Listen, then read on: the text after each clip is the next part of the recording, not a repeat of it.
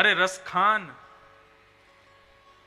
जा तो रहे थे अपने राजा की बात मान करके इंद्रप्रस्थ आगरा से, लेकिन राजा ने केवल इतना कह दिया था, रसखान सावधान रहना, बीच रास्ते में वृंदावन पड़ेगा।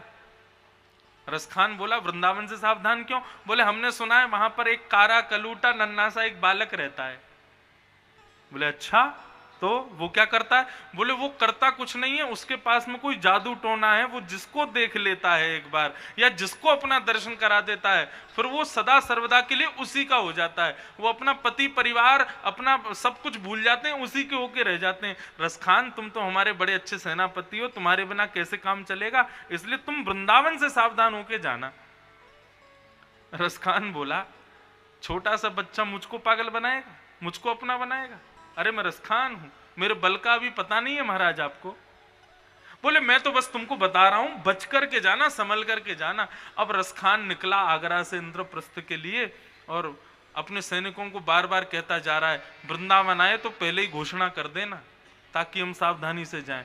भीतर ही भीतर कुल बुला रहा है, भीतर ही भीतर डर रहा है रसखान, कहीं श्याम सुंदर दिख ना जाए, कहीं वो नन्हा सा सांवरा बालक मुझको दिखाई ना दे जाए। हमारे ठाकुर जी बड़े चतुर हैं, जो इनको देखने को बहुत ज्यादा तड़पते हैं ना, उसको ये दिखते नहीं है, और जो इनसे बचने का प्रयास करता है उसको ये जरूर दिखते हैं। रसखान बचने की कोशिश कर रहा है। रसखान सोच रहा है वृंदावन दिख ना जाए मुझको, वृंदावन की सुगंधी मुझको स्पर्श ना कर ले। लेकिन हमारे शास्त्र कहते हैं भाव कुभाव अनख आलसहु, नाम जपत मंगल दिस दसहु। हरि स्मरण करना है, भले ही भाव से करो चाहे कुभाव से करो, भले ही उनको याद करके करो चाहे भय से करो, लेकिन स्मरण होना चाहिए। अब रसखान स्मरण तो कर रहा है लेकिन भय से कर रहा है, कहीं श्याम सुंदर आ तो नहीं जाएगा, कहीं कोई हल्का सा सांवला बालक भी दिख जाता ना तो डर जाता रसखान। बोले ये तो नहीं है कन्हैया। तभी सैनिकों में एक चल रहा था, वो बोले महाराज ये छोटे छोटे सांवले बालकों को देख के आप घबराइए मत। बोले क्यों? बोले क्योंकि जब श्याम सुंदर आएगा ना, हमने सुना है हिंदू लोग बताते हैं कि हमारे ठाकुर जी यदि सामने आ जाते हैं तो आप पूछने लायक भी नहीं रह पाओगे कि ये श्याम सुंदर तो नहीं है, उनको देखते ही स्तब्ध हो जाओगे, वचन से कुछ बोल नहीं पाओगे, मुख से कुछ बोल नहीं पाओगे, हाथों से कुछ कर नहीं पाओगे, पैरों से चल नहीं पाओगे, शरीर स्थिर हो जाएगा। रसखान बोले ये बड़ी विचित्र बात है, फिर भी वृंदावन आ जाए तो मुझको सावधान कर देना। इतने में ही आगे से घोषणा हुई, महाराज सावधान हो जाइए, वृंदावन की सीमा प्रारंभ हो गई। अब तो रसखान घबराया, अब तो कभी इधर देखे कभी इधर देखे, काली कोई भी वस्तु दिख जाए उसमें लगे ये श्याम सुंदर है। इतना भयभीत होकर के वृंदावन पार कर रहा था, ठाकुर जी कैसे नहीं मिलते उसको। देखते ही देखते रसखान का घोड़ा ऐसी दिशा में मुड़ गया कि सारी सेना चली गई सीधी सीधी और रसखान घुस गया कुंज गलियों में।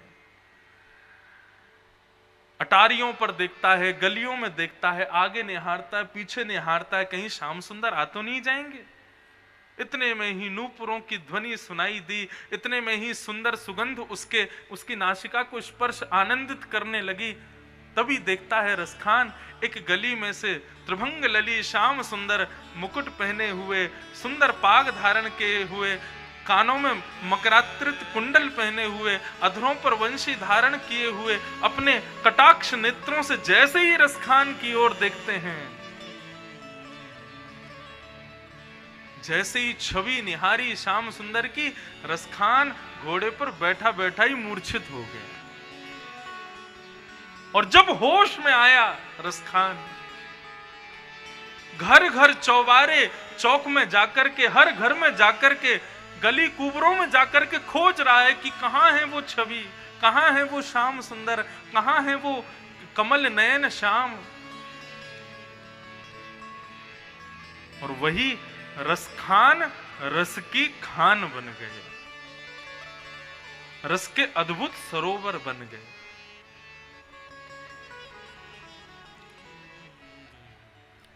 जाहे लगन लगी घन श्याम की, एक बार लगन लगे बस, ठाकुर जी फिर उसको ऐसा अपनाते हैं कि फिर उसको संसार की कोई चीज नहीं भाती। रसखान के जीवन, रसखान जी के चरित्र में आता है कि राजा खोजते खोजते वृंदावन आए, तभी रसखान को क्या देखा, रसखान तो महाराज वृंदावन की पूरी रज तन पर लगाए हुए, गले में बहुत सारी कंठी माला पहने हुए और यमुना के तट पर आंख बंद करके बैठे। इतने में राजा ने कहा, अरे महामंत्री। रसखान बोले, आप कौन हैं? बोले, मुझे भूल गए, मैं तुम्हारा राजा, मैंने कहा था श्याम सुंदर से बच के रहना। बोले, महाराज अब मैं कोई महामंत्री नहीं हूं, मैं आपको नहीं जानता, मैं इन संसार के लोगों को नहीं जानता, मेरे तो केवल और केवल श्याम सुंदर, और जो श्याम सुंदर का वो मेरा, उसके अलावा कोई मेरा नहीं। ऐसी छवि ठाकुर जी की। मुझे कभी कभी लगता है कि हम जन्म बहुत जल्दी गवा रहे हैं अपना। अरे भैया, बहुत बहुत कम समय रह गया अपने पास में, जल्दी जल्दी कुछ ना कुछ करके, कैसे भी करके ये जन्म पूरा हो, उससे पहले ठाकुर जी को देख लो, इन नेत्रों से निहार लो। गोपियां श्रीमद् भागवत में कहती हैं, अक्षणवताम फलमिदम न परम विदाम। गोपियां कहती हैं, इन आंखों से पहाड़ देखना, समुद्र देखना, स्विट्जरलैंड देखना, कश्मीर देखना, कन्याकुमारी देखना, ये कोई बड़ी बात नहीं है। आंखों का साफल्य कब, आंख मिलने का लाभ कब, जब इन आंखों से हम साक्षात गोविंद देव को चलता हुआ देखें, उनको विचरण करता हुआ देखें। और कहीं की कथा क्या सुना, आपके जयपुर की कथा। हमारे गोविंद देव जी जब जयपुर पधारे और फिर कृपा करके किशोरी जी भी पधारी, तो राजा जय सिंह, उन्होंने राजा बना दिया श्री गोविंद देव जी को। जयपुर के राजा श्री गोविंद देव जी हैं, और राजा बना करके कहा कि प्रभु मैं आपका दास, मैं आपका सेवक, आज से जयपुर के राजा आप हैं। दोनों श्यामाजू और श्याम सुंदर दोनों राजा बनकर के बैठे। लेकिन एक दिन श्याम सुंदर रात्रि में किशोरी जी से बोले, गोविंद देव जी किशोरी जी से बोले कि यहाँ तो राजा बना के हमको बैठा दिया है, सिर पर जो है बढ़िया मुकुट धारण करा दिया है, और राजा ने अपने ही महल में ला करके हमको विराजमान कर दिया है, लेकिन हमारा मन तो चोरी करवे को हैरो है। किशोरी जी बोल गई, राजा बन गए हो, फिर वो चोरी करवे की तुम्हारी आदत जा नहीं रही है। ठाकुर जी बोले, राजा बन गए, स्वभाव थोड़ी राजा बना है, हमारा स्वभाव तो वही है।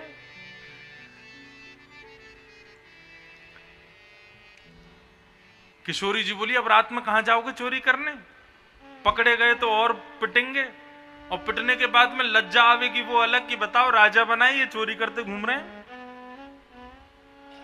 ठाकुर जी बोले, ना मेरो तो मन है रो, मुझे चोरी करनी है। किशोरी जी बोली, चुराओगे कहा? बोले, पास में एक बगीचा है, वहां बढ़िया अनार लग रहे हैं, मुंह को सुगंधी आ गई है, मैं अनार चोरी करवे जाऊंगा, अनार चोरी करवे जाऊंगा। किशोरी जी बोली, तो फिर जाओ, मुझसे कहा पूछ रहे हो? ठाकुर जी बोले, अरे आप भी बड़ी भोरी हो, चोरी करवे जाऊं तो सखा संग में चाहिए, अब यहाँ कोई सखा तो है ना, आप ही चलो संग में। किशोरी जी बोली, हम तो डूबेंगे सनम, तुमको भी ले डूबेंगे, अकेले और ना जाओगे, मुंह को लेके और जाओगे संग में। हमारे गोविंद देव जी सोई बोले, नहीं किशोरी जी चलो, चोरी करवे चलो। गोविंद देव जी चोरी करने गए, अर्धरात्रि का समय, किशोरी जी साथ में गईं। बगीचे में प्रवेश किया, बढ़िया सुंदर अनार के वृक्ष लगे थे। जैसे ही चुराने लगे, अब तो महाराज वहां पर जो माली था, जो बगीचे की रखवाली करता था, वो बीच बीच में उठ करके डंडा घुमाता था कि कोई आवे नहीं, कोई चोर ना आ जाए। लेकिन इतने में ही उसको सुंदर इत्र की सुगंध आने लगी, और कितना भी कोशिश कर लें, ठाकुर जी आभूषण इतने पहनते हैं, उनकी आवाज तो आएगी, नूपुरों की आवाज तो आए। गोविंद देव जी के चरणों का दर्शन करो, कितने सारे नूपुर पहनते हैं चरणों में। अब बेचारे जैसे तैसे पाम पकड़ के आए तो सही, धीरे धीरे चल के कि कहीं आवाज नहीं आ जाए, लेकिन फिर भी थोड़ी बहुत हलचल तो माली को पता चल गई। माली ने इतने में ही उसको लगा कि कोई आया, अंधेरा हो रहा था, उठाया डंडा, पीछे भागा, अरे भागो, कौन आया, चोर। गोविंद देव जी बोले अरे अरे जल्दी भागो। इतने में ही एक अनार तोड़ करके अपने गोजा में धर, गोजा बोलते हैं जेब को, गोविंद देव जी ने जेब में रखो, किशोरी जी के हाथ पकड़े और दौड़े महाराज, सीधे दौड़ करके आए और आकर के अपनी ब्रह्म वेदी पर विराजमान हो गए। किशोरी जी बोली बाल बाल बचे, आज पकड़े जाते तो बड़ा बुरा है जातो, पूरे जयपुर में हमारी कहा लज्जा की बात है जाती। बताओ ठाकुर जी चोरी कर रहे हैं। प्रातः काल का समय हुआ, जैसे ही मंगला आरती के लिए गुसाई जी पहुंचे, गुसाई जी ने जैसे ही कपाट खोले तो क्या देखा, ठाकुर जी के सारे आभूषण अस्त व्यस्त, और जो वस्त्र रात्रि में पहनाए थे वो जगह जगह से फटे हुए हैं, किशोरी जी के वस्त्र भी फटे हुए हैं। उन्होंने आरती तो कर दी, आरती के बाद पर्दा लगा करके हाथ जोड़ के प्रार्थना की, जय जय आपके वस्त्र कैसे विदीर्ण हो गए, आपके श्रृंगार कैसे अस्त व्यस्त हो गए, क्या भाव रहा। तो ठाकुर जी बात करते थे पुजारी जी से, तो गोविंद देव जी बोले कछु ना, बस वो रात में कोई चुईया आ गई यहाँ पे, वहां ने चढ़ के हमारे सब वस्त्र फाड़ दिए। किशोरी जी बोली झूठ बोल रहे हैं, ये कोई चुईया ना आई है। तो फिर कहा भैया, बोले ये चोरी करवे गए रात में। गुसाई जी बोले ओ चोरी करवे गए आप, अरे तो बोले तो कहा है कि कौन से कोई के धन की चोरी करके आए, फल चोरी करके लाए। अच्छा कौन सा फल पाए हो ठाकुर जी। किशोरी जी बोली इतने चोरी के प्रेमी हैं, कच्चो अनार लिया है, मैंने बार बार मना करी अभी पकौन आए या को मत खाओ, लेकिन चोरी करी है ना तो इतना प्रिय है, चोरी की वस्तु खा गए रात में कच्चे अनारन ने। अच्छा अनार खाओ, छिलका कहाँ है। किशोरी जी बोली पीछे पड़े। तो श्री गोविंद देव जी के पीछे जाकर के देखा तो कच्चे अनार चबे हुए उनके दाने पड़े थे, छिलके पड़े थे। देख करके गुसाई जी के नेत्रों में आंसू आ गए। ठाकुर जी कितने प्रेमी हैं, कितने रसिक हैं। तोड़ के लाए उसके बगीचे से अनार को, स्वीकार किया, भले ही कच्चा था। माली को बुला करके गुसाई जी ने कहा रात्रि में कोई आया था क्या। बोले हाँ महाराज जी आया तो था, बड़ी सुंदर सुगंधी आई थी और नूपुरों की, और ऐसे मतलब जैसा लग रहा था बहुत सारे आभूषण पहन के आया, उसकी आवाज आ रही थी। गुसाई जी ने उसको हृदय से लगाया, बोले तू बड़भागी है भैया, तेरे द्वार तेरे बगीचा में कोई और नहीं आया, साक्षात गोविंद देव जी रात्रि में पधारे। माली इतना रोया, इतना रोया, बोले बड़भागी तो हूं कि मेरे बगीचे में ठाकुर जी आए, लेकिन दुर्भाग्य मेरा कि दुनिया माला पहनाने के लिए दौड़ती, मैं डंडा लेके भागा पीछे। गुसाई जी ने समझाया, बोले चिंता क्यों करता है, डंडा लेके या तो यशोदा भागी थी या तू भागा है, ये तुझ पर कृपा है श्याम सुंदर की। कुम्मन दास जी का पद है, बहुत अच्छा पद है। तू है सखी बड़ भाग बड़ी, नंदलाल तेरे घर आवत हैं। तू है सखी बड़ भाग बड़ी, नंदलाल तेरे घर आवत है। ये पद मेरा बार बार गाने का मन होता है जब कोई अपने घर ले जाता है ना, और घर पे ले जा करके कई, अच्छा देखो लोगों की स्थिति, हम सब जगह जाते हैं जो भी बुलावे, लेकिन लोग कितने पानी में हैं ये उनके पहले घर में प्रवेश करते ही पता चल जाता है। क्यों? अगर उसने घुसते ही ये बोला ये मेरा बेटा, ये मेरी बेटी, ये मेरी पत्नी, ये मेरी माँ, ये मेरे पिताजी, ये मेरे सब, समझ जाओ कि ऐसा ही है, संसारी है। लेकिन घर में प्रवेश करते ही कहे महाराज जी ये मेरे ठाकुर जी हैं, ये मेरे श्याम सुंदर हैं, ये मेरे लाल जी हैं, घर में प्रवेश करते उनको दिखावे, समझ जाना वैष्णव है। ये वैष्णव का लक्षण है। वो घर में आए हुए संतों को, अतिथियों को किसी से नहीं मिलवाता, सबसे पहले अपने ठाकुर जी से मिलवाता है। और जब कोई अपने ठाकुर जी से मिलवाता है ना, तब मन में यही भाव कुम्मन दास जी का आता है, तू है सखी बड़ भाग बड़ी, नंदलाल तेरे घर आवत है। तू है सखी बड़ भाग बड़ी,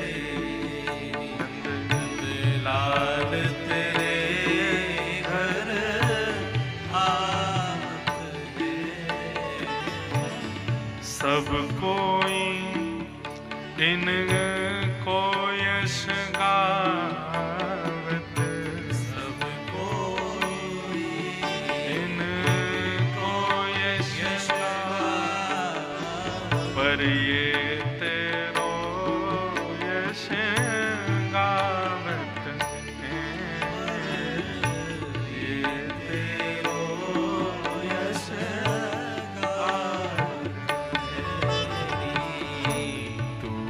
सखी बड़ भाग बने, नंदलाल तेरे घर आवत है, सखी बड़ भाग बने, नंदलाल तेरे घर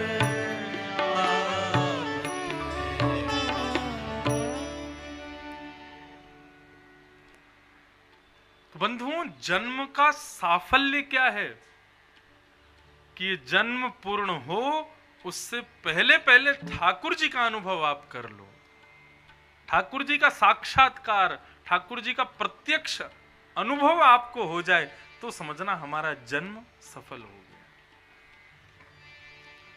भाई, हम तिलक क्यों लगाते हैं, धोती क्यों पहनते हैं, कंठी माला क्यों धारण करते हैं, क्यों सेवा करते हैं ठाकुर जी की, क्यों 56 भोग लगाते हैं, क्यों यज्ञ कर रहे हैं, क्यों इतने धर्म अनुष्ठान कर रहे हैं? यदि बुरा नहीं मानिएगा, अपने जीवन को सुखद बनाने के लिए, हमारे जीवन में कोई आपत्ति विपत्ति ना आवे इसलिए धर्म अनुष्ठान करें, तो ये आपका मुख्य उद्देश्य नहीं होना चाहिए। आपके प्रत्येक दिव्य कार्यों के पीछे एक ही कामना होनी चाहिए। ब्राह्मण देवता जब संकल्प कराए ना, तो ब्राह्मण देवता से कहना संकल्प ऐसा कराना कि इस जन्म में एक बार ठाकुर जी का दर्शन हमको हो जाए, इस संकल्प से हमारा यज्ञ करवाओ, इस संकल्प से हमसे दान करवाओ, इस संकल्प से हमारे सारे अनुष्ठान करवाओ। निश्चित मानिए आपके उस संकल्प के प्रतिफल स्वरूप श्याम सुंदर निश्चित मिलेंगे। वो मिल जाए और क्या चाहिए हमको संसार से। ठाकुर जी को सब नहीं चाहते, ठाकुर जी को पत्नी को सब चाहते हैं। ठाकुर जी की पत्नी कौन? लक्ष्मी। सुख संपत्ति घर आवे, कष्ट मिटे तन का। ठाकुर जी की पत्नी लक्ष्मी, उसको सब चाहते हैं। लक्ष्मी का वाहन है उल्लू, उसको दिन में दिखाई नहीं देता, रात्रि में दिखाई देता है। लक्ष्मी को बुलाओगे तो उल्लू पे बैठ के आएगी, और उल्लू पे बैठ के आएगी और उल्लू जैसा ही कर देगी। अकेली लक्ष्मी को बुलाओगे तो मतलब जहां पर भी प्रकाश होगा उल्लू को दिखाई नहीं देगा। केवल लक्ष्मी को भजने वाले को प्रकाश में दिखाई नहीं। प्रकाश का मतलब ज्ञान, प्रकाश का मतलब तमसो मां ज्योतिर्गमया। इसका मतलब क्या है? जहां भी प्रकाश हो, जहां भी ज्ञान हो, जहां पर भी अच्छा हो, वहां की तरफ बढ़ना। लेकिन अकेली लक्ष्मी को भजने वाला व्यक्ति, उस पर फिर लक्ष्मी के वाहन की कृपा हो जाती है, उसको प्रकाश दिखाई नहीं देता, उसको अंधकार ही दिखाई देता है। लेकिन कोई नारायण के सहित लक्ष्मी का आवाहन करे तो फिर लक्ष्मी जी अपने वाहन को छोड़ के आती हैं, नारायण के वाहन पर बैठ के आती हैं। नारायण का वाहन गरुण, और गरुण जब आकाश में उड़ते हैं और पंख फैलाते हैं तो स्वर प्रकट होता है, उसी को हम शाम वेद कहते हैं। गरुण ज्ञान के द्योतक हैं, प्रकाश के द्योतक हैं। इसलिए भैया जीवन का यही उद्देश्य होना चाहिए, जन्म हरिम परम। पूरी भागवत इसी में समीटी हुई है। जन्म से प्रारंभ होती है, परम हरि के चरणों में विश्राम लेती है। हरिम परम। भागवत के द्वितीय श्लोक में धर्म, अधिकारी, संबंध और प्रयोजन बताए। पुरिया धनाश्री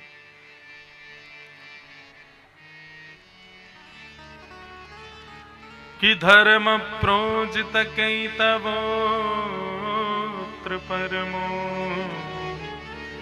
निर्मत्सराणां सताम्।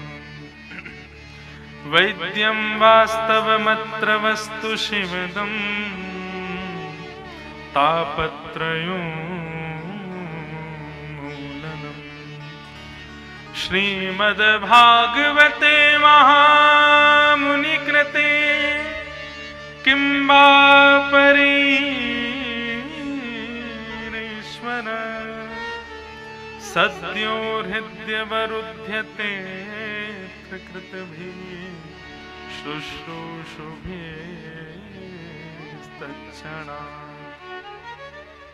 भागवत का दूसरा श्लोक।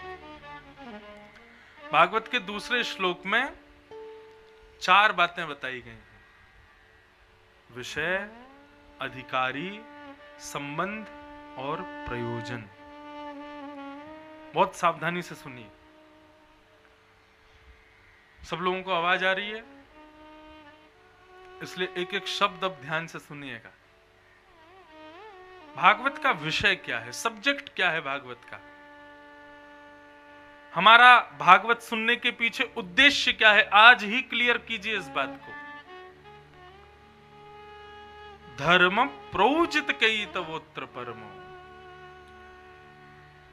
भागवत सुनने का हमारा ये औचित्य नहीं कि हमारा कथा सुनने के बाद में हमारा व्यापार बढ़िया चलने लगेगा, हमारे बच्चे सुधर जाएंगे, हमारे पितृ मुक्त हो जाएंगे, हमारे घर में सुख शांति आ जाएगी, सब बिल्कुल मंगल हो जाएगा, मेरा बहुत यश हो जाएगा, मेरा बहुत सबके मध्य में मेरा बढ़िया बल हो जाए। ये सब भाव नहीं।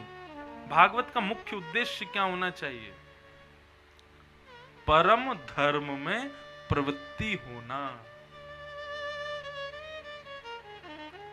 धर्म और परम धर्म 2 बात होती हैं।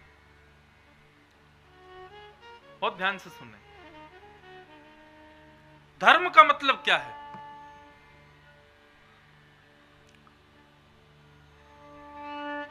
आप अपना बिजनेस करते हो, जॉब करते हो, अपनी पढ़ाई करते हो, अपने कर्तव्यों का निर्वहन सही तरीके से करना, यह धर्म है। हमारे मोदी जी कल आते हैं, आप थोड़ी देर बैठते हैं मेरे पास आके, और ऐसे योग्य लोगों से सीखना चाहिए। उनके जीवनचर्या से कुछ ना कुछ लेना चाहिए। आज इतनी अवस्था में अपने आप ही अपने सारे काम करते हैं। कल हमारे लाल जी का दर्शन करने जा रहे तो मैंने पंडित जी को बोला, मैंने कहा आप हाथ पकड़ के ले जाओ। बोले नहीं महाराज जी, 4 माला भी बोलोगे चढ़ जाऊंगा, लेकिन अपने आप ही चढ़ूंगा, किसी का सहारा नहीं चाहिए मुझे। ये सब कर्तव्य निष्ठताएं जो होती हैं, इसको हम धर्म कहते हैं। चाहे आप अपने इसको व्यापार में लीजिए, चाहे अपने पढ़ाई में लीजिए, चाहे अपने बिजनेस आदि, कुछ भी आप अपने कर्तव्य का निर्वहन यदि सही तरीके से करते हो, वही धर्म है।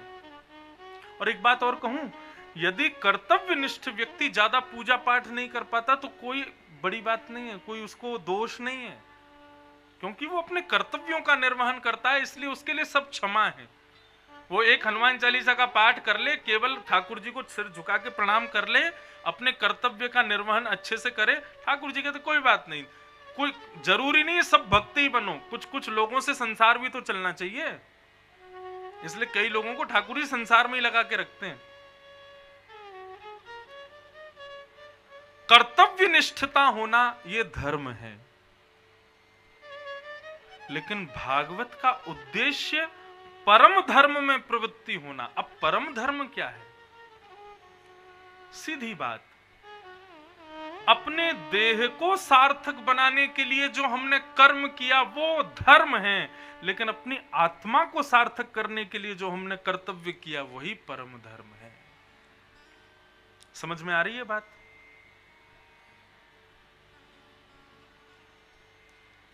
आप एक योग्य व्यक्ति हैं, हजारों लोग आपको मानते हैं, हजारों लोग आपको इन्फ्लुएंसर समझते हैं, आपको प्रेरणा का स्रोत समझते हैं, ये आपके धर्म का प्रतिफल है। लेकिन ठाकुर जी आपको अपना मानते हैं, ये परम धर्म का प्रतिफल है। संत आपको अपना मानते हैं, ये परम धर्म का प्रतिफल है। संसार के बनना ये धर्म का प्रतिफल, ठाकुर जी के बनना ये परम धर्म का प्रतिफल। बहुत ध्यान से सुनिएगा इस विषय को। कथा हम इसलिए नहीं सुनते कि हम संसार के लिए योग्य बन सकें, कथा हम इसलिए सुनते हैं ताकि हम ठाकुर जी के योग्य बन सकें।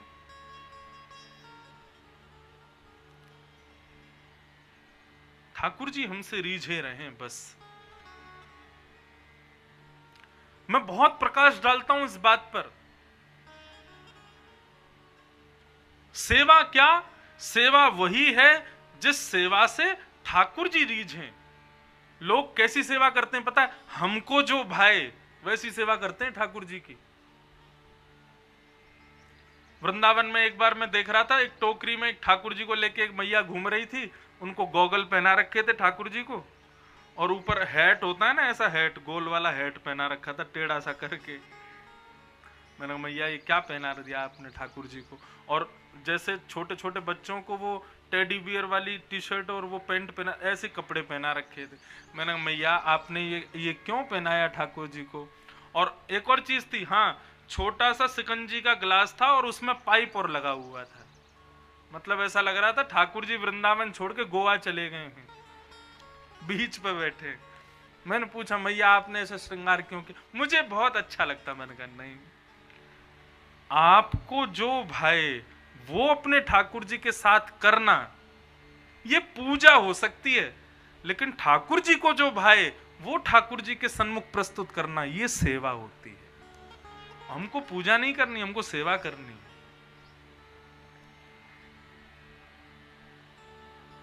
ठाकुर जी हमारे योग्य थोड़ी बनेंगे, हम ठाकुर जी के योग्य बने।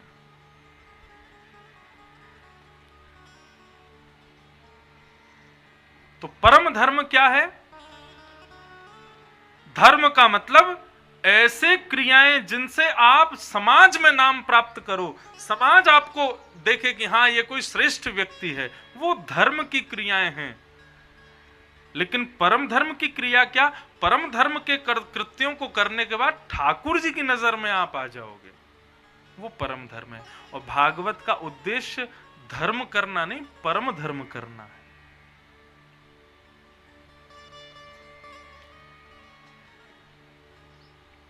जैसे कि कल मैंने कथा में कहा, श्रृंगार हम किसके लिए करते हैं? अपनों के लिए करते हैं।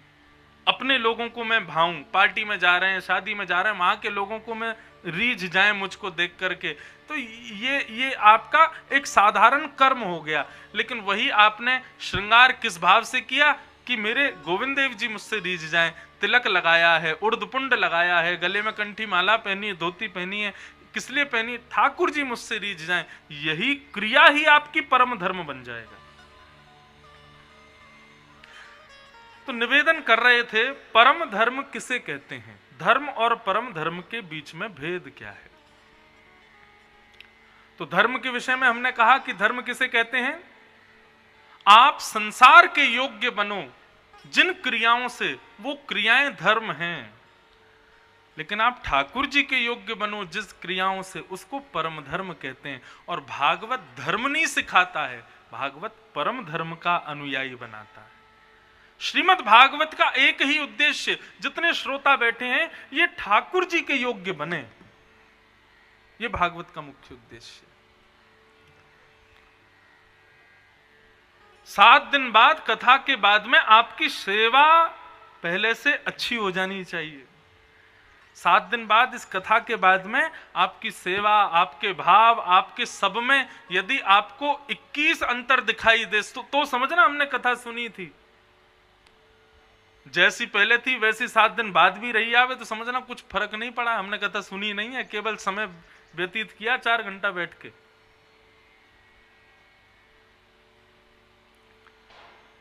तो एक निवेदन मैं कर रहा था, बहुत ध्यान से सुनिएगा।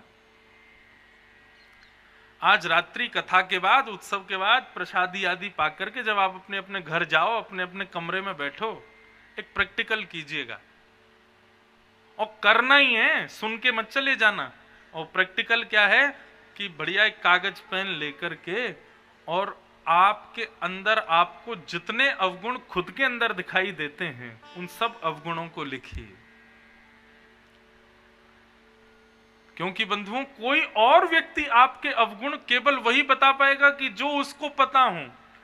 व्यक्ति के अंदर कितने अवगुण हैं ये दो ही लोग जानते हैं, या तो वो खुद जानता है या भगवान जानते हैं, तीसरा कोई नहीं जानता। इसलिए अपने सारे अवगुणों की लिस्ट बनाओ और उन अवगुणों की लिस्ट बना करके प्रत्येक दिन एक अवगुण के ऊपर कार्य करना प्रारंभ करो। ये अवगुण मेरा सद्गुण में परिवर्तित होना चाहिए। मुझे फलाने व्यक्ति को देख के बड़ी जलन होती है, 7 दिन बाद कथा सुनने के बाद वही व्यक्ति देख करके, उसको देख करके आपके मन में प्रसन्नता होनी चाहिए, तो समझना आपने कथा सुनी।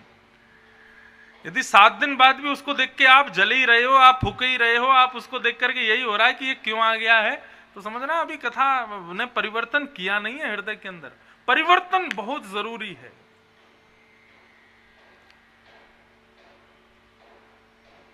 और दूसरा एक भाव यदि कहूं तो कोई अतिशयोक्ति नहीं, हमारे भीतर अवगुण कब तक बना रहता है?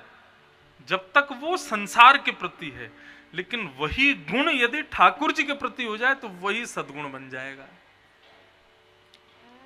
काम, क्रोध, लोभ, मोह, ईर्ष्या, द्वेष, अभिनिवेश, अहंता, ममता, चिंता, ये सारे अवगुण हैं।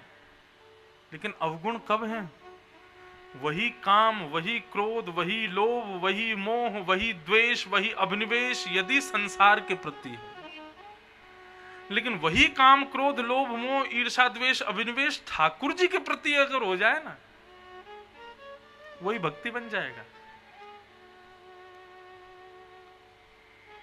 संसार के किसी सुंदर व्यक्ति को देख करके मन में आवे अरे कितना सुंदर है, तो वो दोष है।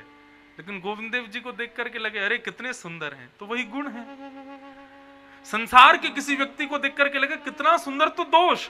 लेकिन किसी संत वैष्णव को देख करके, उसके माथे का उर्धपुंड देख करके, उसके रूप रेश, ये वेशभूषा देख करके लगे अरे देखो कितने बढ़िया लग रहे हैं, यही गुण है।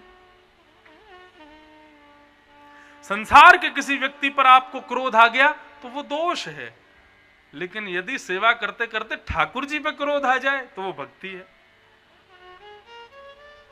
वृंदावन की एक चर्चा सुनाऊं। श्री राधा रमण प्रभु, उनकी सेवायत गोस्वामियों में एक हमारी बड़ी बहन भी राधा रमण गोस्वामी सेवाओं में हैं। उनके द्वारा कभी कभी बताए जाते हैं भाव। महाराज जी, श्री राधा रमण जी को पोशाक सिद्ध होती है। पोशाक का नाप एक ही है, हमारी तरह मोटे पतले तो होते नहीं, ठाकुर जी तो एक आकार रूप में रहते हैं। लेकिन ये बात आप भूल जाना कि ठाकुर जी मोटे पतले नहीं होते। सेवा जब रज रज के करोगे तो आपको मोटे भी दिखाई देंगे, आपको लंबे भी दिखाई देंगे। मैं कहाँ कहूँ अपने ठाकुर जी, हमारे ठाकुर जी कितने छोटे से। महाराज जी, प्रारंभिक सेवा में अब सेवा में इतना अंतर है कि प्रारंभिक समय का श्रृंगार अब यदि मैं ठाकुर जी को धारण करा दूं तो ऐसा लगता है छोटे लाल जी का श्रृंगार आ गया है। ठाकुर जी को आता ही नहीं है।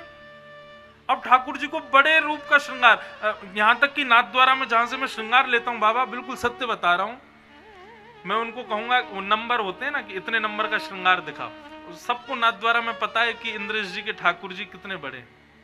उनको जाके कहते हैं कि वो नंबर का, तो बोले आपके ठाकुर जी को यही नंबर आएगा। मैंने कहा नहीं आएगा, एक नंबर बढ़ा दो।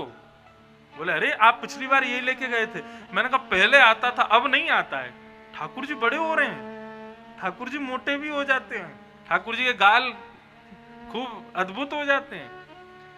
प्रारंभिक समय के अलंकार हमारे ठाकुर जी के, वो यदि अब मैं धरा दूं तो ऐसा लगता है ठाकुर जी की आंख बंद हो गई है।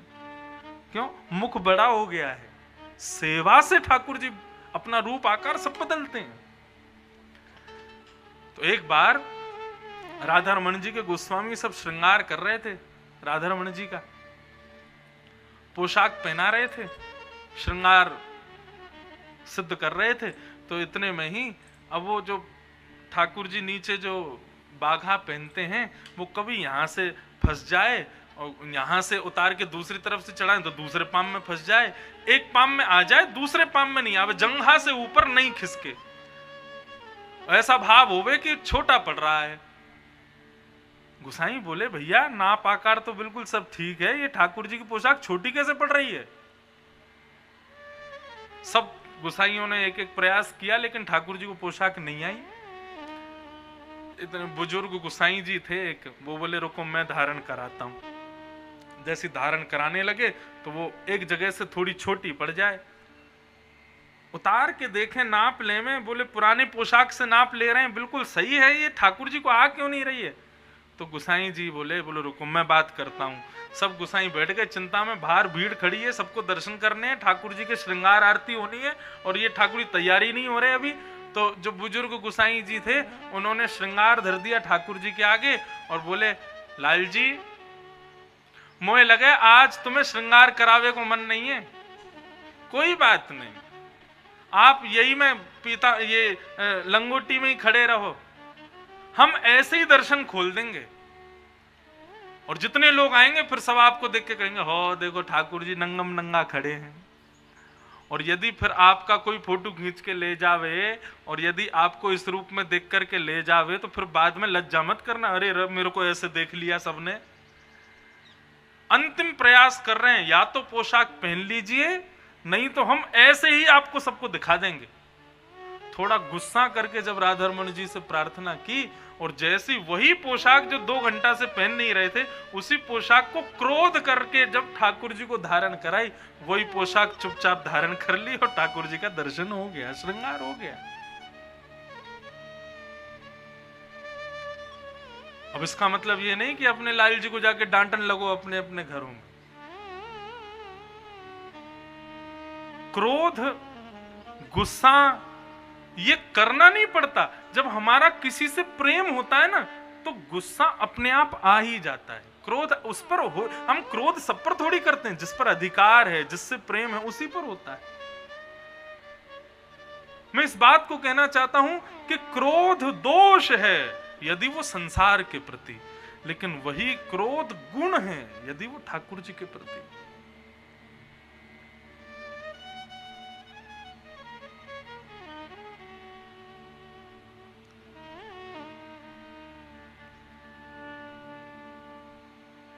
वही लोभ संसार के प्रति है तो दोष है, लेकिन वही लोभ यदि ठाकुर जी के दर्शन के प्रति हो जाए, ठाकुर जी की प्रसादी के प्रति लोभ हो जाए। हाँ, लोग कई बार होता है ना प्रसाद बांटते पुजारी जी तो एक दूसरे पर छीना झिपटी करते हैं। लोग कहते हैं अरे कैसे लोग हैं बताओ छीना झिपटी कर रहे हैं। अरे ये छीना झिपटी संसार की वस्तु के लिए करोगे तो दोष है, लेकिन ठाकुर जी के प्रसाद के लिए कर रहे हो तो यही गुण है। नंदोत्सव होता है ना तो मंच से हम लुटाते हैं बधाई, तो एक दूसरे पे आदमी गिरते हैं तो लोग कहते हैं अरे राम राम देखो बिल्कुल सबूर नहीं है, गिर रहे हैं एक दूसरे पे, लूट रहे हैं। अरे लूटना संसार में दोष है, लेकिन ठाकुर जी के उत्सव में लूटना ये तो गुण है।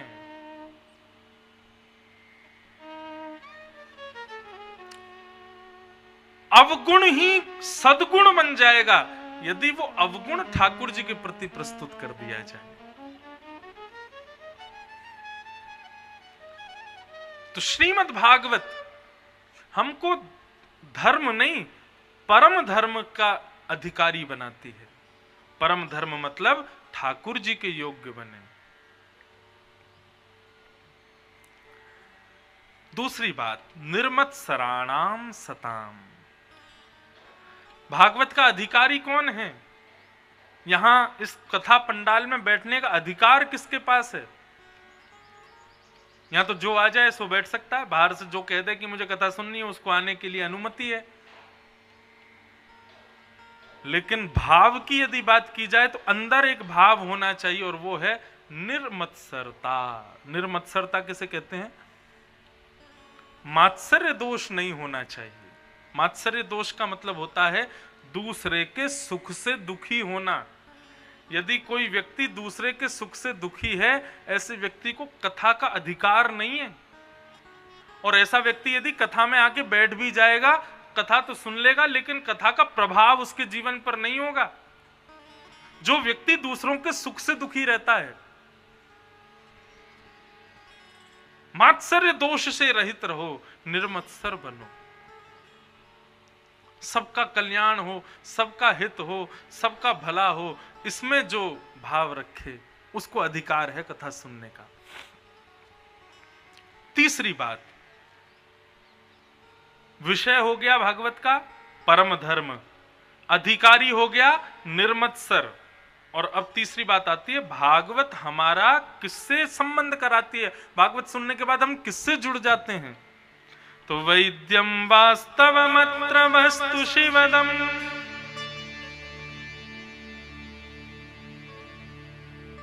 केवल और केवल श्याम सुंदर के प्रियतम बनाती है भागवत। श्रीमद् भागवत धर्म अर्थ काम मोक्ष चतुर्विध पुरुषार्थ प्रदान नहीं करती। भागवत में यदि आप आए हो कि हमको धर्म प्राप्त हो, अर्थ प्राप्त हो, हमारी कामनाओं की पूर्ति कैसे हो ये पता चले, हमें मोक्ष कैसे प्राप्त हो ये पता चले, तो श्रीमद् भागवत की कथा में मत आइएगा। भागवत की कथा में तो एक ही उद्देश्य से आइए कि श्याम सुंदर हमको कैसे प्राप्त हो, श्री गोविंद देव प्रभु हमको कैसे प्राप्त हो, यही उद्देश्य है भागवत का केवल। लोग कथा कराते हैं, कथा के पीछे बहुत सारे उद्देश्य रखते हैं, लेकिन मेरी हाथ जोड़ के प्रार्थना, कथा के बदले कोई उद्देश्य मत रखो, केवल एक उद्देश्य रखो, श्याम सुंदर हमारे हो जाएं बस। तो कथा तत्क्षण आपके उस उद्देश्य को पूर्ण करेगी। एक बार उद्देश्य, एक बार ये संकल्प लेके तो देखो, हमें कथा से और कुछ नहीं चाहिए, केवल ठाकुर जी हमारे हो जाएं। कहां मांगू? श्री परमानंद दास जी मांग रहे, श्री भागवत श्रवण सुनू नित। हे नाथ, ऐसी कृपा कर दो कि केन प्रकारेन आपकी कथा सुनने को मिलती रहे मुंह को, कहीं भी आपकी कथा से वंचित ना रहूं। इन तज चित कहूं अनत न लाऊं। आपकी कथा, आपकी सेवा, आपने वैष्णवों का दर्शन मिलन, इसके अलावा मेरा चित्त और कहीं लगे ही नहीं। ऐसी कृपा मुझ पर कर दो प्रभु। और अंतिम भाव में तो परमानंद जी ने आनंद ही कर दिया। परमानंद दास यह मांगत है, कहां मांग रहे हैं? नित निरखूं, आपको नित्य निरखूं, कब हूं ना अघाऊं, कभी मेरा मन ना भरे आपको देख के। आहा, जय प्रणाम।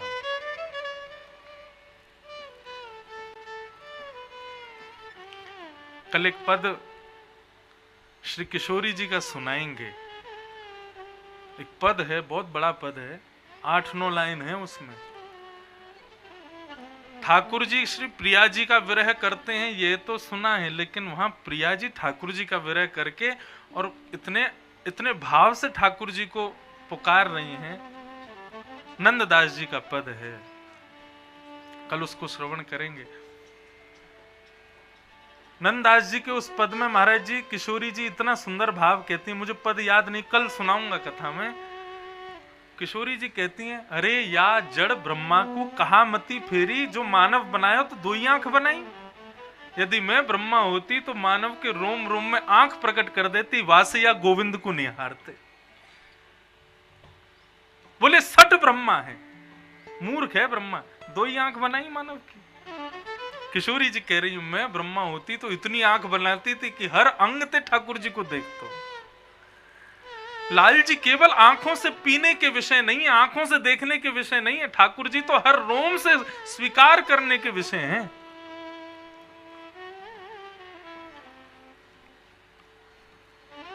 जय हो महाराज जी।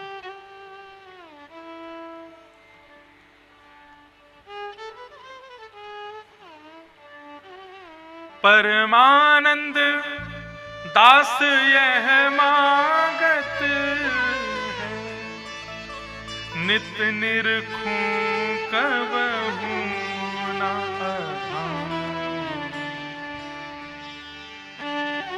नित आपका दर्शन करूं नाथ, और कभी अघाऊं नहीं, कभी मेरा मन भरे नहीं आपको देखने से। ऐसी कृपा मुझ पर कर दो। अरे कभी हम इन कामनाओं से कभी नारियल बांध के आते हैं किसी मंदिर में? इन कामनाओं से कभी कहीं पर जाके जो है कहीं धागा बांध के आते हैं कि भैया ये कृपा हम पर हो। हमने तो महाराज जी एक पद लिखा है, आप सबन की कृपा से लिखनो तो आवे ना, लेकिन इतने रसिकन के पद गामे ना, सो रसिकों ने कृपा कर दी। और वह पद को इतना सुंदर भाव लगे कि हे लाल जी, बधाई में हमें आपसे कहा चाहिए, तो बधाई में कहा चाहिए प्रभु। सब लोग लाल जी से बधाई मांगे करो। बधाई में लोग कहा मांग रहे हैं? हाथी दीने, घोड़ा दीने, और दीनी पालकी, बालकन को लाडू पेड़ा, बूढ़ेन को लापसी, टॉफी लुटाओ, चॉकलेट लुटाओ, बॉल लुटाओ। अरे नंदोत्सव जब कथा में हो तो बधाई में कहा मांगनो है? झोली फैलाइयो, और झोली फैला के ठाकुर जी से यही बधाई मांगो, बधाई में दीजो श्री ब्रज धाम। हे नाथ, यदि आप कछु देनो चाहो ना बधाई में, तो बधाई में हमें अपनो वृंदावन दियो, हम वृंदावन में जन्म लें दोबारा, ऐसी हम पे कृपा करियो। और हे नाथ, आशा महो चरण रेणुज शाम हम शाम वृंदावने किमपि गुलमल तौषधि नाम। उद्धव जी कहते हैं यदि मानव नहीं बना सकते तो कोई छोटा सा पौधा बना दो, लेकिन बनाना वृंदावन में। वन उपवन और मोर बानर कहीं लिख लीजो मेरो नाम, बधाई में दीजो श्री ब्रज धाम। अभी बाबा भी अयोध्या में थे, साथ में हमारे ठाकुर जी को या वर्ष उत्सव भयो अयोध्या में। अयोध्या में महाराज जी जिस दिन ठाकुर जी का जन्मोत्सव था, उस दिन पिताजी ने बधाई गाई, सबने बधाई गाई। जैसी मेरी बारी आई, मैंने यही गायो, मैं लाला आपसे केवल बधाई में एक ही चीज चाहे कि हम दोबारा मानव बने, दोबारा ऐसे पिता के पुत्र बने, दोबारा ऐसी मैया के बेटा बने, दोबारा वृंदावन में जन्म मिले, दोबारा ब्रजवासी बने, और दोबारा आपकी कथा गावे वाले वक्ता बने। और लाला यदि मैं बंदर बनूं तो मेरे कथा सुनने वाले सब श्रोताऊ बंदर बने। बंदर बन के क्या करेंगे? वृंदावन में आनंद करेंगे, वृंदावन में घूमेंगे, मोर बन के वृंदावन में घूमेंगे, बंदर बन के वृंदावन में घूमेंगे। यदि ये सेवा हमें प्राप्त हो रही है, यदि ये कथा हमें प्राप्त है, तो कहा करूं वैकुंठ ही जाए। हमें वैकुंठ नहीं चाहिए, हमें ये पृथ्वी ही चाहिए, लेकिन आप और आपकी कथा हमको जीवन में चाहिए, इसलिए हमको पृथ्वी बढ़िया लग रही है। लेकिन यदि कथा और सेवा हमारे जीवन से चली जाए, उसी समय भजन अपना दुगना कर देना। क्यों? अब पृथ्वी त्यागनी है, अब यहां नहीं रहना है। क्यों? क्योंकि सेवा और कथा से हम दूर होते जा रहे हैं, ब्रज से दूर होते जा रहे हैं, ठाकुर जी से दूर होते जा रहे हैं। लेकिन एक बात कहूं, ठाकुर जी के समीप हो, कथा के समीप हो, वैष्णवों के समीप हो, तो एक माला कम भी कर रहे हो तो कोई दिक्कत नहीं है। उस एक माला कम की वजह से यदि मानव जन्म भी मिल जाए कोई दिक्कत नहीं है, लेकिन ये सेवा, कथा, वैष्णव सेवा हमको प्राप्त हो। ये परमानंद दास जी का पद, इसको याद कर लो, और जब जब श्री गोविंद देव जी का दर्शन करने जाओ, बस यही झोली फैला के कहो, यह मांगू गोपी जन बल्लभ, मानुष जन्म और हरि सेवा, ब्रज वसिवो दीजो मोहे सुलभ। यह मांगू गोपी जन वल्लभ।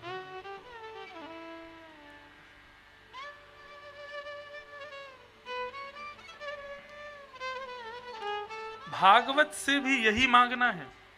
श्रीमद् भागवत अन्य और भी कुछ आपको प्रदान नहीं कर पाएगी, क्षमा करें। आप यदि यहाँ किसी और काम, एक बार कहीं कथा कर रहा था तो एक बूढ़ी माता जी आई और आकर के चौकी के नीचे एक नारियल धर गई। महाराज जी 7 दिन तक ये नारियल यहीं रहने देना। मैंने कहा ठीक है मैया।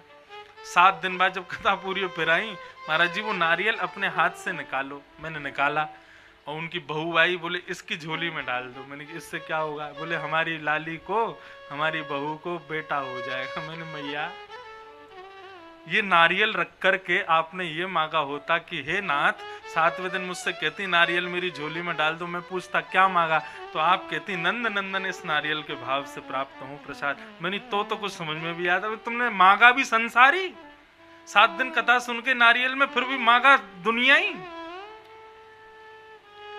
भागवत संसार नहीं देती, ठाकुर जी तो, भागवत तो ठाकुर जी को प्रदान करती है। श्रीमद् भागवत तो कृष्ण के योग्य बनाती है। ये एक श्रृंगार घर है, ब्यूटी पार्लर। ब्यूटी पार्लर कहने में अजीब लगता है ना, इसलिए हिंदी में बोलो श्रृंगार घर। और आप सब यहाँ श्रृंगार करवावे आए हो, मैं यहाँ को श्रृंगारी हूँ। मेरे संग के ये सबरे ये सब भी श्रृंगारी हैं, थोड़े थोड़े ये सब भी कछु ना कछु तो कर ही रहे हैं। कोई तबला बजा रहे हैं, कोई ढोलक बजा रहे हैं, कोई वायलिन बजा रहे हैं, ये भी सब श्रृंगारी हैं। और हम सब मिलके कौन को श्रृंगार कर रहे हैं? आप सबन को श्रृंगार कर रहे हैं। और काय को श्रृंगार कर रहे हैं? ऐसा श्रृंगार कर रहे हैं जैसे ठाकुर जी जब शाम को कपाट खोलें तो उनके श्रृंगार से आप रीझ हो, आपके श्रृंगार से वो रीझ जाए। लेकिन श्रृंगार काय को है? मुख को नहीं है, मन को है, हृदय को है। वह ब्यूटी पार्लर में जाओगे तो आपके मुंह को छेड़ेंगे, लेकिन या ब्यूटी पार्लर में तो आपके हृदय को छेड़ो जाए और वह हृदय को निर्मल बनाया हो जाए। ठाकुर जी वाह को हरण कर लें। एक महात्मा कह रहे ठाकुर जी माखन चोर, खा हटा दो बीच में से तो क्या बचा? मन चोर। ठाकुर जी मन के चोर हैं, वो मन ही चुरा में, लेकिन मन चुराने योग्य तो हो, और वो मन चुराने योग्य बने उसके लिए कथा सुनते हैं। वैद्यम वास्तवमत्र वस्तु शिवदम तापत्रयोन्मूलनम श्रीमद्भागवते महामुनि कृते किंबा परीरीश्वर सद्यो हृदयवरुध्यते त्रिकृतभिः शुश्रूषुभिस्तत्क्षणात्।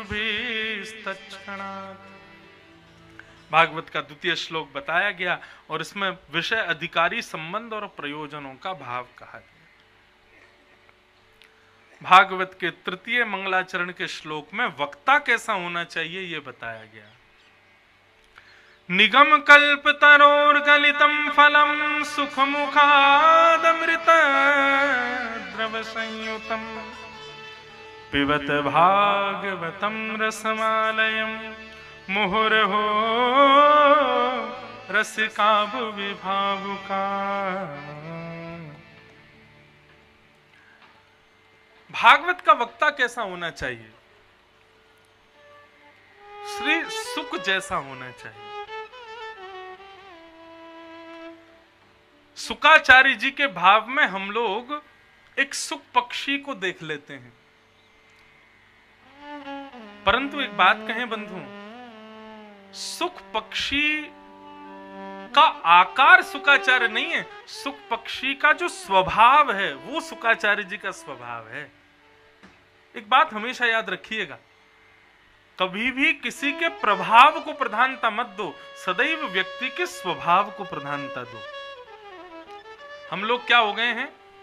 हम लोग प्रभाव को प्रधानता देते हैं। औरों की छोड़ो, किसी को गुरु बनाना हो तो वो सोचते हैं हम किसको गुरु बनावें, तो प्रभावशाली गुरु जी खोजेंगे जिनका बहुत प्रभाव हो।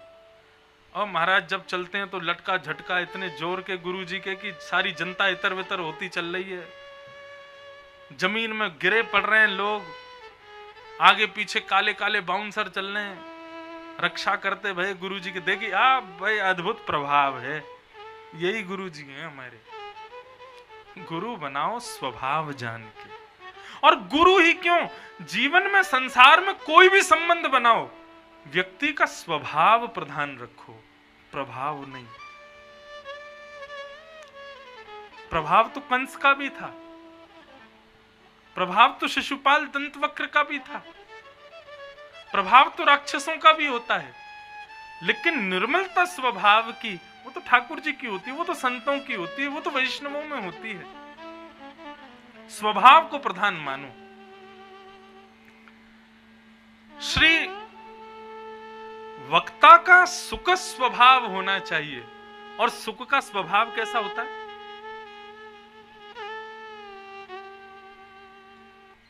सुख का स्वभाव कैसा होता है? सुख पक्षी का स्वभाव है कि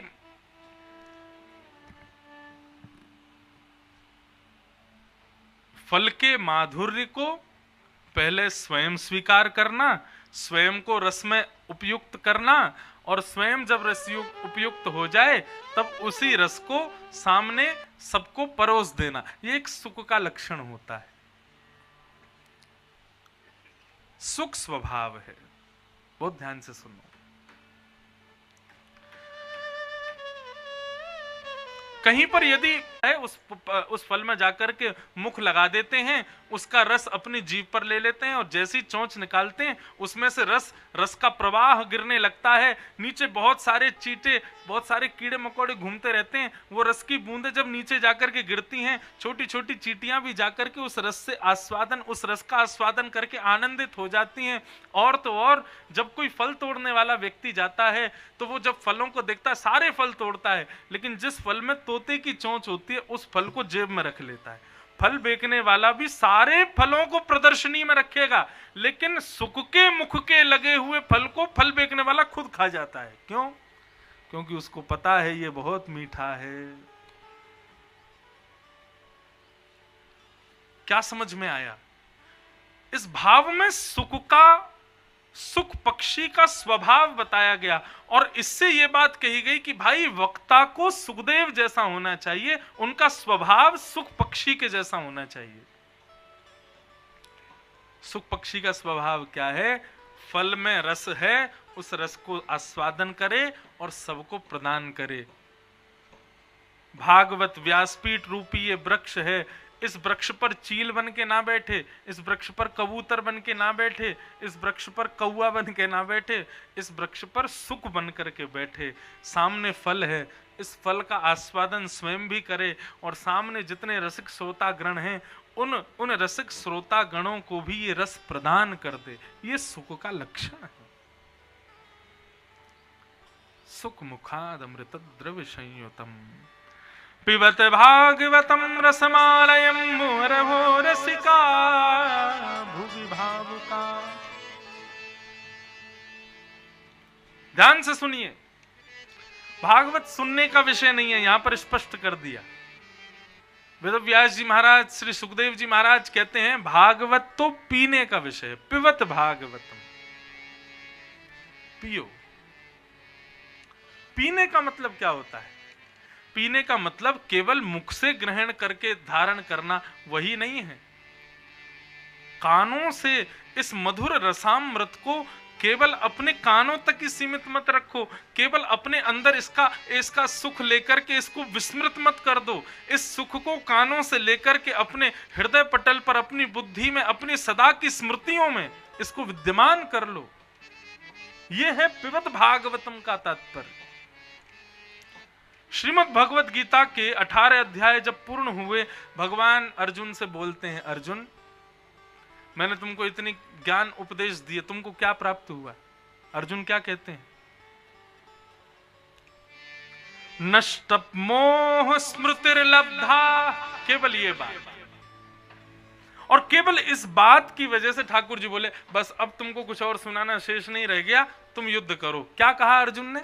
अर्जुन बोले मेरा मोह नष्ट हो गया और आपने जो कुछ भी मुझको सुनाया है इसकी स्मृति मेरे अंदर स्थित हो गई है। भगवान बोले बस अब और कुछ सुनाना शेष नहीं है। इसे कहते हैं पिबत भागवतम। कथा हमने सुनी, धारण करना, यही है पिबत भागवतम रसमालय। इसके आस्वादन को पीना। पिबत भागवतम रसमालयम मुहुरहो रसिका भुवि भावुका। हे रसिक जनों, हे भावुक जनों, इस मधुर कथा को जितना हो सके इसका पान करो, इसका सेवन करो। इस प्रकार भागवत के 3 मंगलाचरण सुनाए गए। 3 मंगलाचरणों में सबको प्रणाम किया गया। आगे गुरु वंदना की गई। कौन है गुरु? श्री सुखदेव जी महाराज। सब लोग हाथ जोड़ करके श्री सुखदेव जी का स्मरण करके प्रणाम करो। यम प्रव्रजन तमनुपेत अपेत कृत्यम द्वैपायनो विरह कातर्या जुहाव पुत्रेति तन्मयतया तर्वोभिनेदु तम सर्वभूत हृदयम् मुनिमानतोऽस्मि। श्री सुखदेव जी महाराज। बंधुओं, भागवत की रचना की वेद व्यास जी ने, भागवत का गुणगान गाया सनत कुमारों ने, सूत आदियों ने, लेकिन भागवत को रसमय बना करके परोसा श्री सुखदेव जी महाराज ने। सूत जी महाराज कहते हैं कि मैंने भागवत का अध्ययन किया वेद व्यास जी से, लेकिन भागवत कहने की विधा और भागवत को रसमय बना करके मुझको सुनाया श्री सुखदेव जी ने, इसलिए गुरु रूप में मैं सुखदेव जी को वंदन करूंगा। श्री सुकाचार्य जी बंधुओं साधारण नहीं है कि गोपी कदाचिन मणि पिंजरस्थम। श्री सुकाचार्य जी का अनुभव कीजिए। आज भी श्री सुखदेव जी महाराज कोई कह रहा था कि सुखदेव जी परीक्षित जी को कथा सुना करके कहाँ गए, आज तक किसी को नहीं पता। तो हमारे मलुकपीठ वाले महाराज जी बोले सरस कुंज चले गए। सरस कुंज में बैठे हैं श्री सुखदेव जी। बंधुओं, सुखदेव जी कौन है? भागवत के वक्ता का परिचय करा रहे हैं। कथा कहने का सामर्थ्य केवल और केवल किशोरी जी की कृपा से हो सकता है। और श्री सुकाचार्य जी जो हैं, ये श्री किशोरी जी के ही शब्द स्वरूप हैं। ये किशोरी जी की ही कृपा प्रसादी है। हम जीव मानवों को वक्ता के रूप में, प्रथम वक्ता के रूप में सुखदेव जी प्राप्त हुए, किशोरी जी ने भेजा उनको।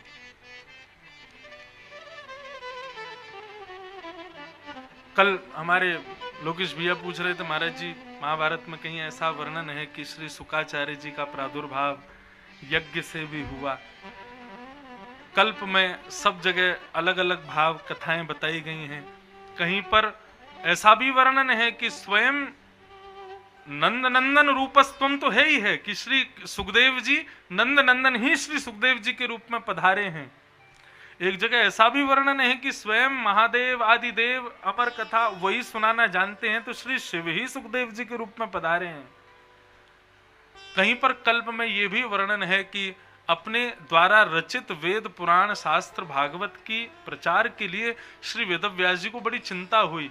तब उन्होंने यज्ञ नारायण का आश्रय लेकर के यज्ञ से अपने समस्त रचनाओं का प्रचार प्रसार करने के लिए एक दिव्य पुत्र की कामना की, और वहीं यज्ञ अग्नि मंथन से श्री सुकाचार्य जी का प्रादुर्भाव हुआ।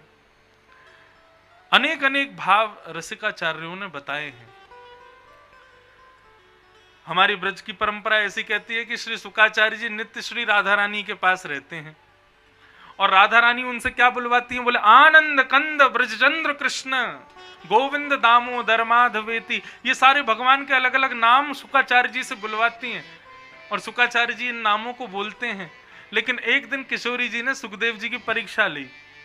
बोले अच्छा एक बात बताओ, भगवान श्री कृष्ण का नाम गोविंद कैसे पड़ा, दामोदर कैसे पड़ा, माधव कैसे पड़ा, आनंद कंद कैसे पड़ा? सुकाचार्य जी बोले ये तो मुझे नहीं पता कैसे पड़ा। बोले कि ये जानने के लिए कथा का आस्वादन करो। अब जाओ, जिनका तुम कीर्तन करते हो उनकी कथा को पूरी तरीके से रम करके आओ, तभी मैं तुमको स्वीकार करूंगी। सुकाचार्य जी को इतनी चिंता हुई कि किशोरी जी मुझे तभी स्वीकार करेंगी जब मैं कथा में निमग्न होऊंगा। बस ये बात जान करके श्री सुखदेव जी पृथ्वी पर पधारे, और शिव के द्वारा अमर कथा पान करके वहां बिटिका के गर्भ में जाकर के उनके गर्भ में 12 वर्ष रह करके उस कथा का मनन चिंतन किया। और 12 वर्ष बाद जब श्री वेदव्यास जी ने प्रार्थना की, तब श्री बिटिका जी के गर्भ से श्री सुकाचार्य जी का प्रादुर्भाव हुआ, और जन्म लेते ही वन में चले गए। एक क्षण भी रुके नहीं घर की ओर। क्यों? पर ब्रह्म ही सब कुछ है। माया में यदि पड़ गए, संसार में यदि पड़ गए, तो ठाकुर जी से मिल नहीं पाएंगे, इसलिए जन्म लेते ही वन की ओर प्रस्थान कर गए। ऐसे श्री सुकाचार्य जी को हम बारंबार प्रणाम करते हैं। हमारे यहाँ ब्रज में कहते हैं श्री सुक मूर्छित भय माश शठ राधा नाम उच्चारो। अपने गुरु के प्रति, अपने गुरु के नाम के प्रति जितनी निष्ठा श्री सुखदेव जी के, उतनी निष्ठा किसी शिष्य की नहीं है। क्यों? ऐसा सुनने में आता है कि सामान्य बात है। हमारा कोई प्रेमी यदि हमारे घर को छोड़ के चला जाए, घर को छोड़ के मतलब परमपद हो जाए, तो उससे बहुत प्रेम करने वाला व्यक्ति क्या कहता है, मैं जब भी आऊं मेरे सामने उसकी चर्चा मत करना। क्यों? उसकी चर्चा करते ही उसके आंखों में आंसू आ जाते हैं, वो भाव विभोर हो जाता है, वो विगलित होने लग जाता है। ये प्रेम का स्वरूप है। इसलिए सब कहते हैं भाई वो आ रहे हैं उनकी चर्चा मत करना, नहीं तो वो भाव में चले जाएंगे, ऐसा कहते हैं ना। ये प्रेम का एक स्वरूप है। लेकिन श्री शुकाचार्य जी का अपने गुरु मतलब किशोरी जी के प्रति प्रेम कैसा कि यदि किसी ने राधा शब्द कह दिया और राधा शब्द श्री शुकाचार्य जी ने सुन लिया तो श्री शुक मूर्छित भये मास 6 महीने के लिए मूर्छित हो जाते हैं सुखदेव जी अपने गुरुदेव के स्मरण में। प्रेम की वो परिणति है श्री सुखदेव जी। इसलिए श्रीमद् भागवत में स्वच्छंद राधा, ना आगे कोई शब्द ना पीछे कोई शब्द, ऐसा शब्द कहा ही नहीं सुखदेव जी ने। क्यों? क्योंकि परीक्षित के पास केवल 7 दिन है और यदि मैंने राधा शब्द कह दी 6 महीना की मूर्छा आ जाएगी और परीक्षित को 7 दिन में कौन मुक्त करेगा? ये विवाद का विषय नहीं है। वृंदावन में बड़े विवाद चले थे बीच में, भागवत में राधा नाम है कि नहीं है, भागवत में राधा, अरे ये विवाद का विषय नहीं है, ये मंथन का विषय है, ये सोचनीय विषय है कि भागवत में राधा नाम इसलिए नहीं है कि सुखदेव जी 6 महीने की मूर्छा में चले जाते हैं राधा बोलते ही। अब विचार करो, 8 दिन की कथा हमारी है, 5 तारीख तक कथा है। सुखदेव जी ऐसा भाव मुझ में होता और कहीं राधा नाम बोलते ही मैं 6 महीना को मूर्छित हो जाता, मोदी जी कहते भले पधारे महाराज, हमने 8 दिन के काजे बुलाए, ये तो 6 महीना को डट गए यहीं पे। ये विवाद का विषय नहीं है, तो चिंतन का विषय है। भागवत में राधा नाम इसलिए नहीं है क्योंकि शुकाचार्य जी ने जानबूझ के नहीं लिया, कहीं मैंने राधा नाम कह दिया तो कहीं मुझे मूर्छा ना आ जाए। इसलिए श्रीमद् भागवत में गुप्त रूप से श्री किशोरी जी का भाव है। और संकेत करा दें तो जो लोग भागवत जी अध्ययन करते हैं उनको पता चल जाएगा। भागवत में जब भी कोई श्लोक गाया जाता है तो ऊपर लिखा जाता है कि ये श्लोक कौन बोल रहा है। जैसे श्री भगवान उवाच, श्री सुक उवाच, मतलब श्री भगवान बोल रहे हैं, श्री सुक बोल रहे हैं, अर्जुन उवाच, अर्जुन बोल रहे हैं, मैत्रेय उवाच, मैत्रेय मुनि बोल रहे हैं। ऐसे ही जब ब्रज की गोपियां बोलती हैं तो बहुवचन शब्द का प्रयोग किया जाता और वहां कहा जाता गोप्य गोप्य ऊचू, मतलब बहुवचन। जब आप गोपी गीत पढ़ोगे भागवत में तो वहां लिखा गोप्य ऊचू, इसका मतलब हो गया बहुवचन शब्द का प्रयोग किया गया। बहुत सारी गोपियां गा रही हैं जयति ते दिकम जन्मना ब्रज, लेकिन वहीं आप आगे जाकर के जब भ्रमर गीत पढ़ोगे तो भ्रमर गीत में लिखा है गोप्युवाच, एक गोपी बोल रही है, वो एक गोपी कोई और नहीं श्री राधा रानी है, श्री किशोरी जी है। श्रीमद् भागवत बड़ा संकेतात्मक विषय कहता है। जैसे कहते हैं ना हम, समझदार को इशारा काफी। भागवत की पूरी कथा इशारों में ही है। जो समझदार हैं वो ही समझ सकते हैं। समझदार का मतलब यहाँ पढ़े लिखे लोगों को नहीं कह रहा हूं मैं, MBA जिन्होंने किया हो, PhD, आपने भी MBA किया, आपको नहीं कह रहे हैं। बहुत पढ़े लिखे हों वही लोग समझ सकते हैं, ऐसा नहीं। जो रस के पाठशाला में पढ़े हैं भागवत, उन्हीं को समझ में आती है। जो रस में सराबोर हैं उनको भागवत कृपा करती हैं। ऐसे श्री शुकाचार्य जी को, गुरुदेव को प्रणाम किया। हम भी श्री सूरदास जी के भाव में प्रणाम करें। सूरदास जी कहते हैं, क्या कह रहे हैं?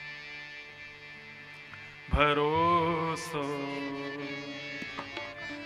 दृढ़ इन चरणन केरो, भरोसो दृढ़ इन चरणन केरो। बंधुओं, हम सबके जीवन में गुरु हैं।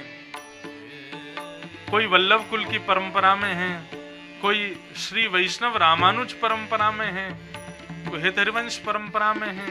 सबकी अपनी अपनी परंपराएं हैं। अपने गुरु को हम क्या प्रदान करें? जिन गुरु ने हमको ठाकुर जी की शरणागति प्रदान की, उन गुरु को हम क्या प्रदान करें? श्री सूरदास जी कहते हैं, यदि कुछ देना चाहते हो तो नेह के लिफाफे में केवल विश्वास धर दीजिएगा। अपने गुरु के वचन के प्रति अटल विश्वास, भरोसा गुरु के प्रति, ये सबसे बड़ी दक्षिणा है गुरु के चरणों में। इतना विश्वास गुरु के वचनों के प्रति होना चाहिए। गुरु जी अभी कह दें कि आमेर चले जाओ, उसमें बिल्कुल भी संशय मत करो। गाड़ी में बैठे चले गए, गुरु जी से पूछो मत आमेर जाके करें क्या, वहां करना क्या है, वहां पे होगा क्या, कौन मिलेगा, अरे कुछ नहीं, गुरु जी ने कह दिया तत्क्षण चले जाओ। इतना भरोसा गुरु के वचनों के प्रति। भरोसा दृढ़ चरणन केरो,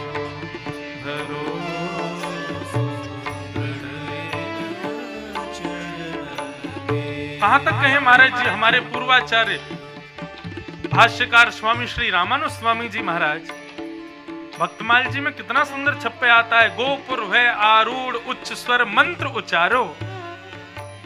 श्री रामानुज स्वामी जी महाराज जब हम श्री वैष्णवों का अष्टाक्षर मंत्र उनको प्रदान किया गया, रामानुज स्वामी जी नित्य अपने गुरुदेव के पास जाते और गुरुदेव से जाकर के कहते, गुरुजी ये जो हमारा गुरु मंत्र है इसका मुझे व्याख्यान सुनाइए, इसकी मुझे विधि सुनाइए। 16 बार गुरुजी ने बात को टाल दिया, नहीं सुनाया। लेकिन रामानुज स्वामी जी रुके नहीं, बार बार गुरुजी के पास जामे, गुरुजी आज्ञा करके कुछ सुनाइए ना, हमारे गुरु मंत्र की विधि क्या है हमें बताइए ना। जब 17वीं बार रामानुज स्वामी जी के गुरुजी ने उनको गुरु मंत्र की विधि सुनाई, इतना दृढ़ विश्वास रामानुज स्वामी जी के हृदय में, उसी समय नेत्र बंद करके करमाला हाथ में लेकर के जैसे ही गुरु मंत्र का जाप करने के लिए बैठे, तत्क्षण शंख चक्र गदा पद्मधारी श्रीमन नारायण एक बार में ही ठाकुर जी प्रकट हो गए। एक बात कहें, आपको गुरुजी ने कान में मंत्र दिया, कह दिया कि 20 माला रोज करनी, 21 माला रोज करनी, 108 माला रोज करनी, ये गिनतियां जब तक करोगे तब तक ठाकुर जी नहीं मिलेंगे। लेकिन विश्वास से एक माला भी करोगे तो लगेगा कि गोविंद देव जी ने छुआ है मुझको पीछे से। विश्वास।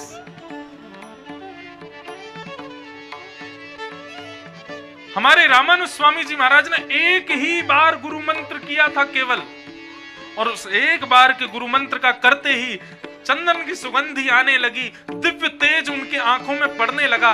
नेत्र खोल करके देखा तो शंख चक्र गदा पद्मधारी नारायण सामने खड़े हैं। कहां तक कहें, जैसे ही सामने ठाकुर जी को देखा नेत्र सजल हो गए रामानुज स्वामी जी के। प्रणाम नहीं किया, तुरंत दौड़े, गोपुर है आरूढ़ उच्च स्वर मंत्र उच्चारो। अपने गुरुदेव के द्वारा प्रदान किए हुए गुरु मंत्र जिसको सबको नहीं बताना चाहिए, मंदिर के शिखर पर बैठ करके रामानुज स्वामी जी जोर जोर से चिल्ला के गुरु मंत्र सुनाने लगे। गुरु जी आगे आकर के बोले, अरे रामानुज नीचे आओ। रामानुज स्वामी जी उतर के आए, बोले गुरु जी क्या हो गया? बोले गुरु मंत्र किसी को बताया नहीं जाता है और तुम जो है चौड़े में बैठ करके सबको जोर जोर से सुना रहे हो, क्या कर रहे हो? रामानुज स्वामी जी बोले, गुरुदेव आपने ऐसी विधि बताई जिस मंत्र का जाप करते ठाकुर जी मेरे सामने प्रकट हो गए। ऐसे मंत्र को मैं गुप्त नहीं रख सकता, ऐसे मंत्र को तो मैं चराचर ब्रह्मांड को सुना दूंगा ताकि सबको ठाकुर जी का दर्शन हो जाए, सबके सामने ठाकुर जी प्रकट हो जाएं, सब ठाकुर जी के अद्भुत दर्शन का लाभ ले लें। प्रभु ऐसे मंत्र को मैं गुप्त नहीं रख सकता, ये तो मैं सबको सुना दूंगा। मंत्र वो आपको भी मिला है, मुझे भी मिला है, हम रामानुज संप्रदाय के लोगों को वही अष्टाक्षर मंत्र मिला, लेकिन हमको दर्शन कितनी बार हुआ? नहीं हुआ। क्यों? मंत्र वही है जो रामानुज स्वामी जी ने किया, वही हम कर रहे हैं, लेकिन रामानुज स्वामी जी के मंत्र में विश्वास है, भरोसा है गुरु के प्रति। मंत्र ठाकुर जी को प्रकट नहीं करता, हमारे हृदय का भरोसा प्रकट करता है, हमारे हृदय की दृढ़ता प्रकट करती है ठाकुर जी को।